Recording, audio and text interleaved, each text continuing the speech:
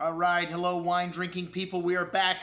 Well, sometimes the old saying, out of sight, out of mind, you forget about somebody. And, man, we've been carrying the wines from Monte Bernardi for quite some time here in the store. And, man, I looked at this gentleman when he said with Monte Bernardi. I said, who?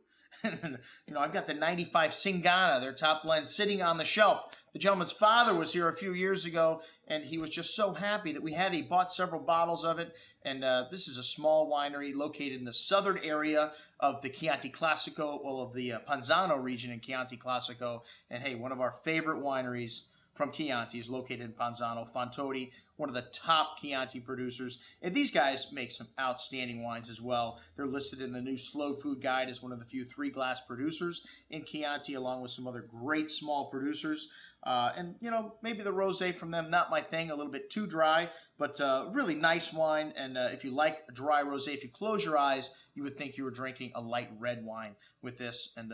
But pretty nice and refreshing style of wine, just a little bit dry. When I get rosé, I expect a little more floral and fruity character to that. Next up, the wine that was made for Seasons 52. And this is a wine that, for the first couple of years, they couldn't even sell it at Augustin, their importer here in Florida, because it was all taken by one restaurant group. The Retromarcia, which is a wine that means to go back or reverse. You can just guess the style here. A very classic style Chianti, dried mushrooms, fine herbs, cherries, and plum-like fruit at 30,000 bottles. And these guys don't make a heck of a lot of wine here. So I always look at people like this and go, what is your day job? You do all the numbers adding up how much they could make, and I hope the land's paid for. That's all I got to say. But a nice hint of fresh earth and some nice tannins here coming through on the finish. Really nicely balanced Chianti for under 20 bucks. Man, it's amazing what you can get from Tuscany and from Italy for short money today.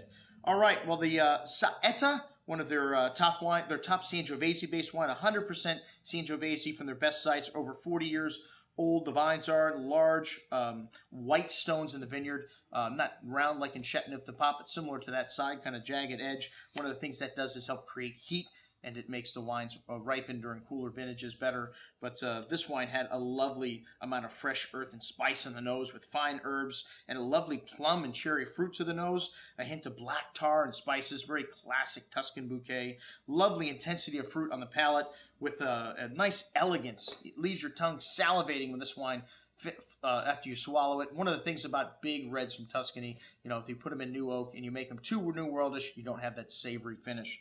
The Saetta, really nice. And then the Tzingana. This is a wine that has no Tuscan varietals in it, but you still get that terroir from Tuscany. I think when you put your nose in a glass of Cabernet, Merlot, Cabernet Franc from Tuscany, it smells different from those varietals from California or from anywhere else. But this is a big wine in size, lots of complexity on the bouquet, still big on the palate and needs some time. This 2006 vintage, an outstanding vintage in Tuscany also. So a really nice bottle of wine for $50. Most excellent, this Tzingana. And that is what I had to drink yesterday in the store, folks. Up next, we've got our dinner with Craigie Range with owner TJ Peabody.